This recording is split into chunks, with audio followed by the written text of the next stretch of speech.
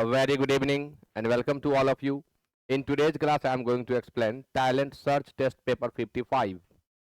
And you know it well that on every Sunday we conduct a test on our own app, Apex Institute Chhapra. The test remains open from 7 a.m. to 7 p.m. If you are new to the channel, must download the app from Google Play Store and continue to take the test on every Sunday.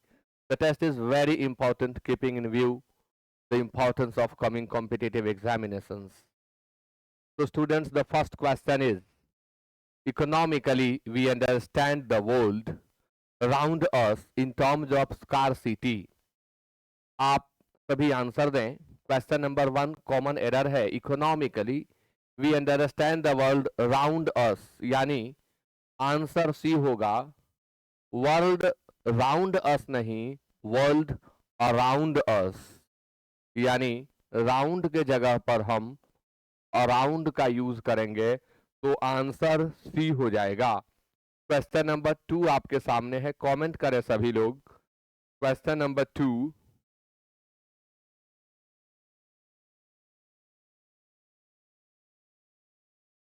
my sister had tough time removing the chewing gum that stuck stuck with her hair. शब्द है seek, और seek के साथ हम हमेशा to का प्रयोग करते हैं. स्टिक टू मीन्स चिपक जाना. अब यहां जो सेंस है वो स्टक का है. प्रेपोजिशन विथ गलत है, इसके जगह टू लगाएं. आंसर सी होगा, यानी टू का भी आंसर सी होगा. स्टिक वर्ब का फॉर्म है स्टक. स्टिक के साथ भी टू लगाते हैं, स्टक के साथ भी टू लगाएंगे, तो टू का आंसर सी होगा. क्वेश्चन नंबर 3 आपके सामने. आंसर देंगे आप. क्वेश्चन नंबर 3 फिलर से है और डबल ब्लैंक है. जल्दी पढ़ें और कमेंट करें. Gandhi ji was not enamoured dash the economic progress made by the modern West and didn't dash the Western nations to be more civilized. शब्द है enamored, आसक्त हो जाना, और इसके साथ preposition ऑफ लगता है. OF enamor के साथ ऑफ लगता है, तो यही आपको हेल्प कर दिया आंसर को फाइंड आउट करने में. Gandhiji was not enamored of the economic progress made by the modern West and didn't dash the Western nations to be more civilized. और गांधी जी नहीं मानते थे वेस्टर्न नेशंस को कि वे ज्यादा सभ्य हैं. यानी निश्चित तौर पर जो वेस्टर्न सोसाइटीज, वेस्टर्न कंट्रीज हैं, उनमें इकोनॉमिक प्रोग्रेस है, लेकिन गांधी जी उससे कभी एनामर्ड नहीं हुए. क्वेश्चन नंबर 4 भी फीलर से है. 4 ऑप्शन दिया गया. You have played a great role. For dash your help I possibly would have landed myself into a problem. Answer देंगे आप लोग.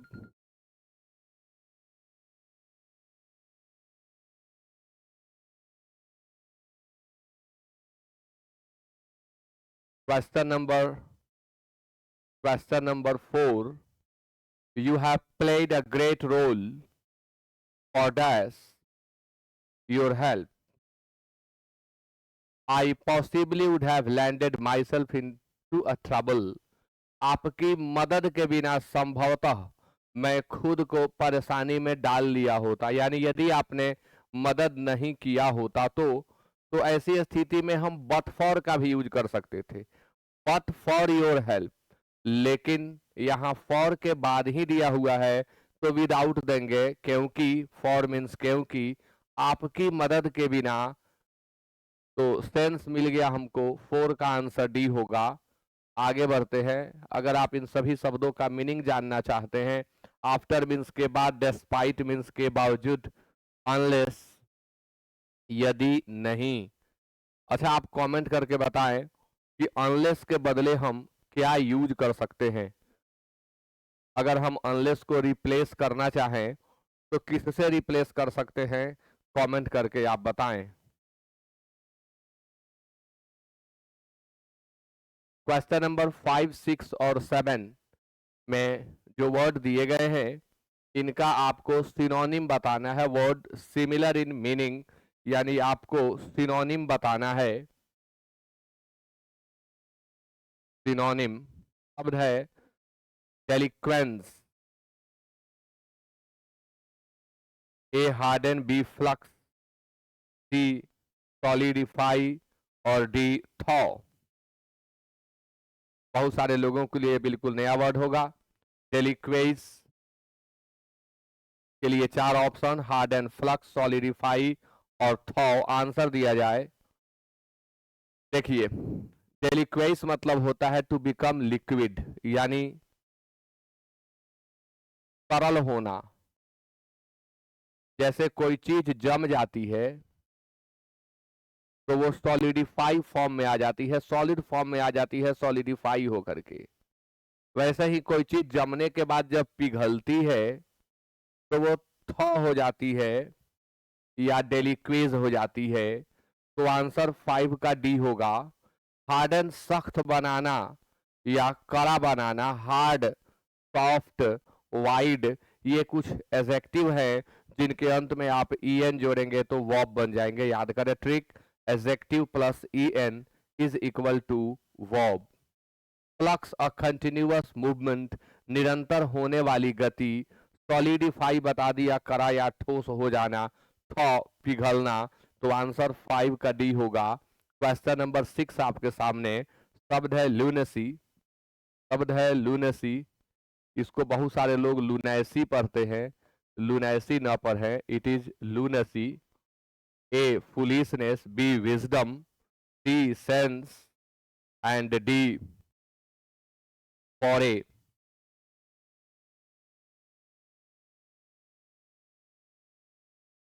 लूनेसी वेरी स्टूपिड बिहेवियर, पागलपन। फुलिशनेस मूर्खता, मूर्खता, फुलिशनेस। बी विजडम बुद्धिमानी, सी sense चेतना और D for a sudden attack और इनकर्सन धावा, चढ़ाई। इसे आप धावा कह सकते हैं हिंदी में, चढ़ाई कह सकते हैं। इसका सिनोनिम रेड होता है, रेड। और इसके पहले स्लाइड में मैंने आपसे पूछा था कि अनलेस को हम किसके द्वारा रिप्लेस कर सकते हैं, तो वह है इफ डैश डैश डोंट। हम अनलेस को अनटिल के द्वारा रिप्लेस नहीं कर सकते, दोनों में अंतर होता है। अनलेस शर्त को व्यक्त करता है, अनटिल समय को व्यक्त करता है। तो दोनों में अंतर है, इसलिए अनलेस के बदले आप अनटिल का यूज ना करें। 6 का आंसर बी होगा। आई एम सॉरी, हमें सिनोनिम बताना है ना, हम एंटोनिम बताने लगे, रुक जाए।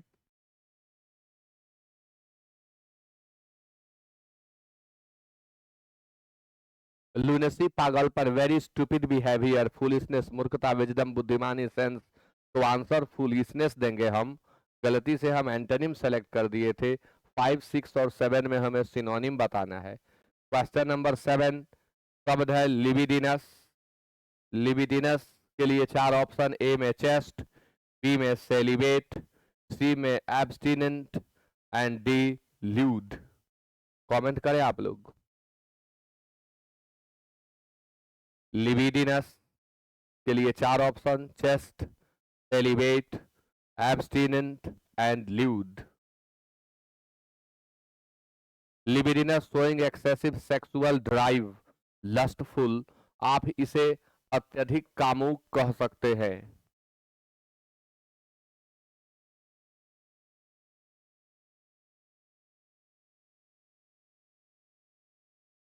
चेस्ट मीन्स प्योर होता है, इसे आप पवित्र कहें। चेस्ट का अर्थ सती भी होता है, सती, चेस्ट। सेलिब्रेट ब्रह्मचारी, सेलिब्रेट ब्रह्मचारी। एब्स्टिनेंट संयमी, इसके बदले आप ऑस्टियर का यूज कर सकते हैं, ऑस्टियर, संयमी। ल्यूड अशिष्ट तथा घृणास्पद ढंग से कामुकता दर्शाने वाला। तो आंसर हो जाएगा लिबिडिनस का ल्यूड ही होगा। 7 का आंसर डी। Question number 8। 8 में तो पहले से ही आंसर आ गया, गलत हो गया क्या? हाँ, 8 का ऑलरेडी एक्सप्लेनेशन आपको मिल गया बाई मिस्टेक। शब्द है परफॉर्बिड। इसका मतलब होता है इंटेंस एंड इम्पैशन्ड, यानी काफी जोशीला, जिसके अंदर बहुत अधिक जोश हो किसी चीज को लेकर, उसके लिए हम यूज करते हैं परफॉर्बिड का। पैशनेट, शोइंग और कॉज्ड बाई, अभी भी आप आंसर दे सकते हैं, बताएंगे क्या आंसर होगा। showing or caused by very strong feelings, ardent, showing strong feelings, desirous, one who desires। गलती से यहाँ दो ऑप्शन दे दिया गया है, दोनों सही है, ए भी और बी भी। पैशनेट और आर्डेंट ये दोनों सिनोनिम होते हैं, गलती से दो ऑप्शन पड़ गए हैं यहाँ। 8 का आंसर ए भी सही है और बी भी सही है। अगला शब्द है पिनेंस। पिनेंस के लिए 4 ऑप्शन। ए में अटोनमेंट, बी एक्सपिएशन, सी ज़्वा एंड डी रिपेयरेशन। फिनेंस के लिए 4 ऑप्शन है, अटोनमेंट, एक्सपिएशन, ज़्वा एंड रिपेयरेशन। फिनेंस मीन्स होता है प्रायश्चित, एक तरह का दंड है यह, प्रायश्चित। अटोनमेंट भी प्रायश्चित है, एक्सपिएशन भी प्रायश्चित है।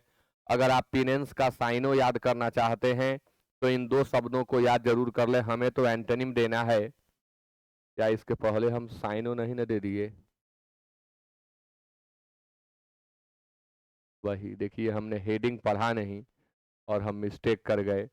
अपोजिट वर्ड बताना है, हम कह रहे हैं गलती से दो साइनो पर गया है। आंसर इमोशन लेस होगा, जिसके अंदर इमोशन ही ना हो, तो ये ए और बी नहीं, आंसर यहाँ पर डी होगा। 8, 9 और 10 में हमें एंटोनिम बताना है, गलती से हम साइनो बता रहे थे। तो पिनेंस, प्रायश्चित, ये दो शब्द साइनो के हैं, याद करेंगे। ज़्वा हर्ष, रिपेरेशन मरम्मत, तो आंसर ज़्वा होगा। ज़्वा मीन्स हर्ष, खुशी, आनंद। प्रायश्चित में हम शरीर को कष्ट देते हैं, हर्ष, आनंद, खुशी, तो दोनों अपोजिट वर्ड है। नेक्स्ट है vivacious. A enthusiastic, B spiritless, C vivid and D vigorous. Answer देंगे आप लोग, आपको एंटोनिम बताना है 10 नंबर का। विवैसस। विवैसस शब्द का प्रयोग खास तौर पर स्त्रियों के लिए होता है। ऐसा नहीं है कि इसका प्रयोग पुरुषों के लिए नहीं करेंगे, बट खास तौर पर विवैसस का प्रयोग हम उन स्त्रियों के लिए करते हैं जो फुल ऑफ एनर्जी होती हैं,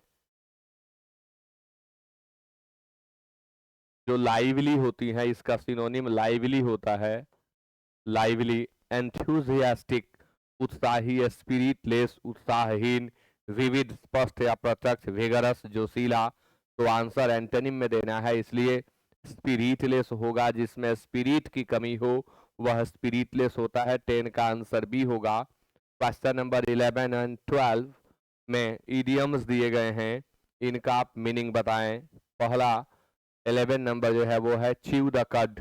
इसके लिए ए में to think slowly and carefully about something, B to begin to run away, C gossiping और making friendly small talk, D to make a situation worse. तो च्यू द कड का अगर हम शाब्दिक अर्थ लें तो होता है पागुर करना, जुगाली करना। मवेशियों के लिए च्यू द कड का यूज होता है, लेकिन जब हम इंसानों के लिए यूज करते हैं तब इसका अर्थ होता है मनन करना, चिंतन करना, किसी चीज के ऊपर विचार करना, मनन करना या चिंतन करना। थिंक स्लोली इसका मीनिंग होता है, इसलिए 11 का आंसर ए होगा। Question number 2 neck and neck. Neck and neck के लिए 4 ऑप्शन है।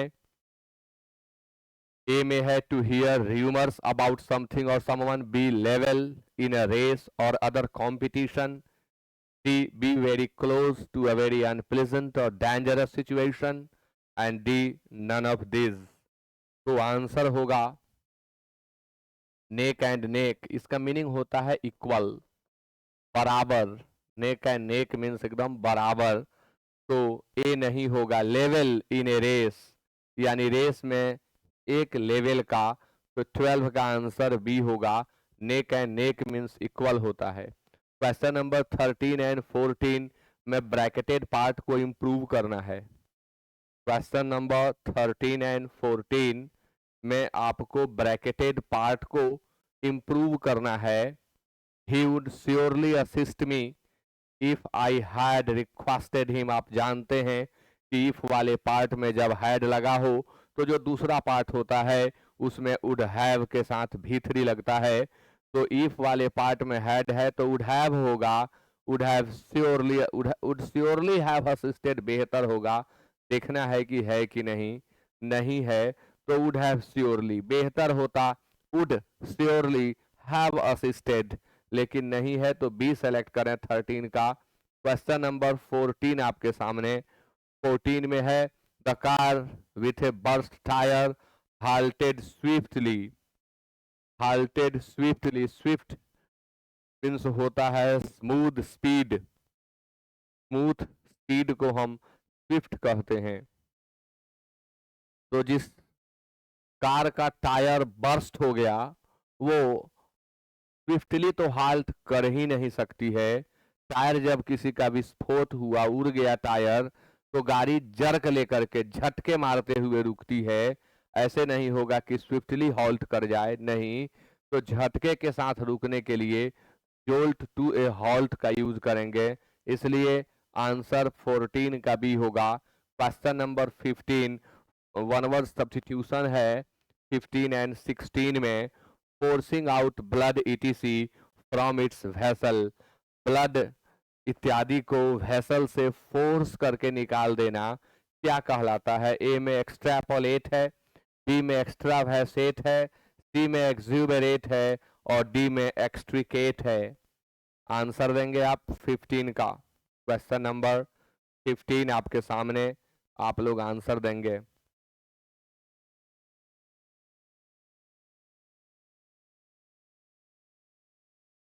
Forcing out blood etc. Extrapolate means होता है जो भी तथ्य इत्यादि उपस्थित हैं, मौजूद हैं, उनसे मूल्यांकन करना एक्सट्रापोलेट होता है। एक्स्ट्रावेसेट मीन्स होता है नली इत्यादि से निकालना या बहाना। तो फोर्सिंग आउट ब्लड ईटीसी के लिए आप यूज करें एक्स्ट्रावेसेट का। एक्सुबरेट मीन्स होता है टू एक्सप्रेस ग्रेट जॉय, काफी आनंद की अभिव्यक्ति करना। और डी में एक्सट्रिकेट मुक्त करने में सफल होना या विमुक्त करना। 15 का आंसर बी होगा। Question number 16 one word substitution ही है, आप आंसर दें। An expression of mild disapproval, A reproof, B impertinence, C warning and D denigration. Question है an expression of mild disapproval.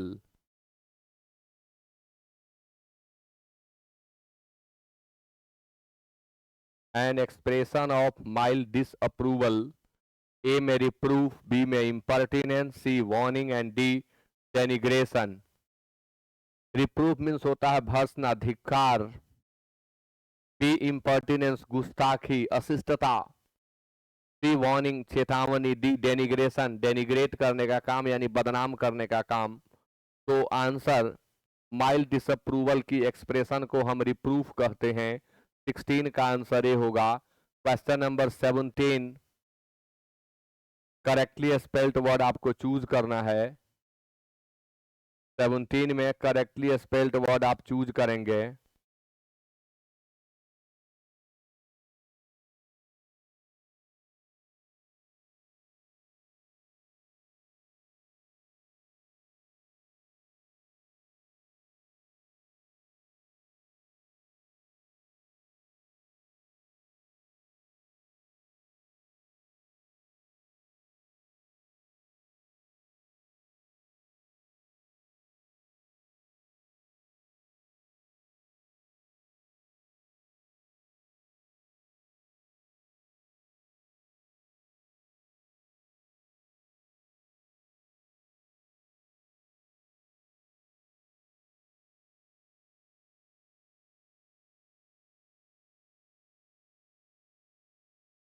लेकिन xenophobia, xenophobia, xenophobia और xenophobia अनजान लोगों या अनजान चीजों से भय।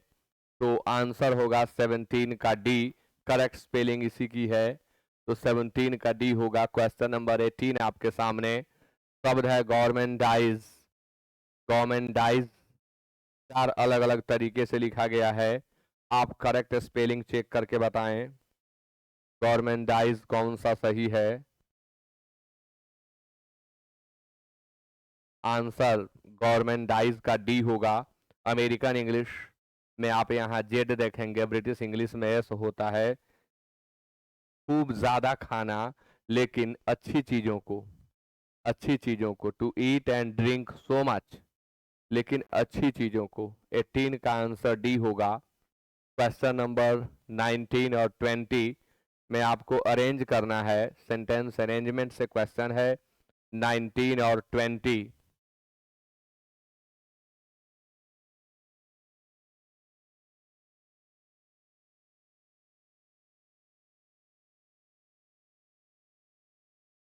Women till the other day who were content being housewives। तो women की चर्चा करनी है। women की चर्चा को आगे बढ़ाने के लिए who दिया हुआ है, यानी क्यू से हम शुरू करेंगे। क्यू से एक ही ऑप्शन है, अब चेक कर लिया जाए। women who were content being housewives till the other day now sound apologetic about spending their time cooking। कोई और women, बाकी कुछ होने ही वाला नहीं है, क्योंकि हु कहीं और शूट नहीं करेगा। 19 का आंसर बी होगा। क्वेश्चन नंबर 20 आपके सामने, 20 का आंसर दिया जाए। क्वेश्चन नंबर 20 आपके सामने।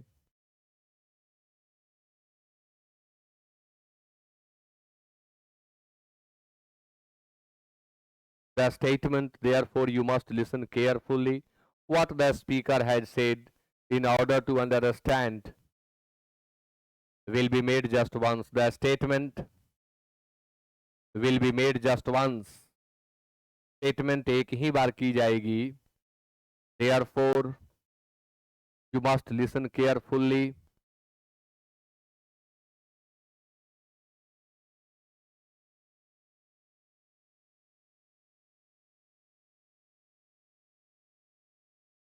in order to understand what the speaker has said।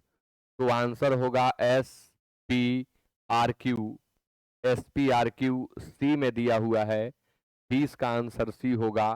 Question number 21 to 25 में क्लोज टेस्ट दिया हुआ है, आप पढ़ें और एक एक करके सबको फील करें।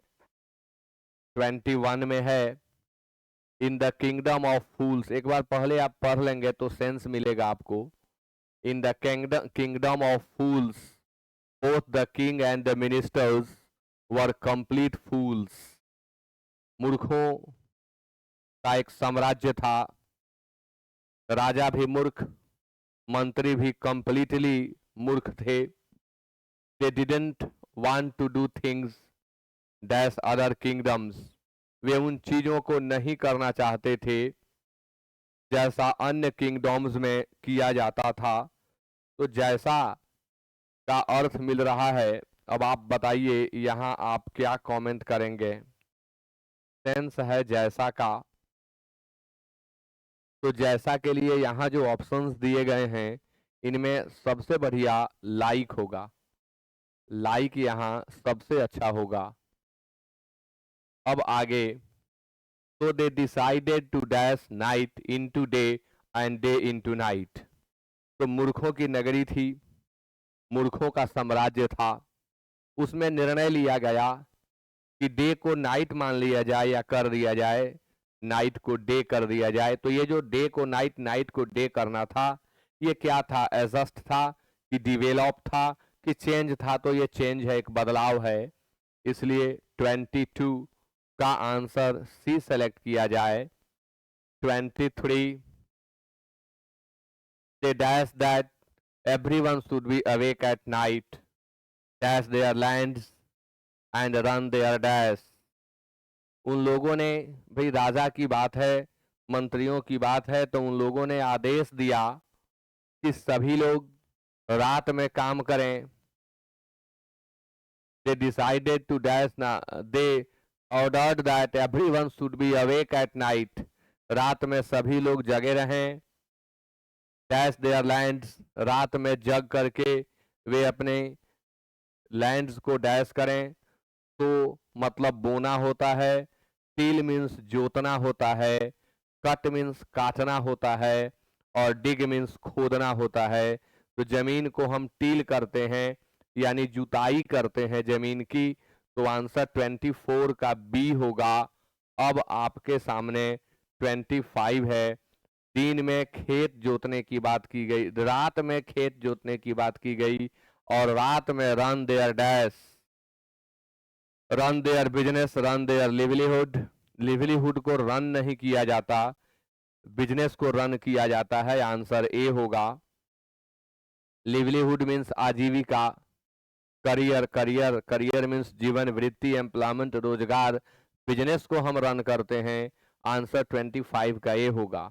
And should go to bed as soon as the day came up, और जैसे ही दिन होवे लोग सोने चले जाएं। तो इसी के साथ टैलेंट सर्च टेस्ट 55 का एक्सप्लेनेशन कंप्लीट हुआ। मिलते हैं फिर अगले क्लास में। Good night everyone.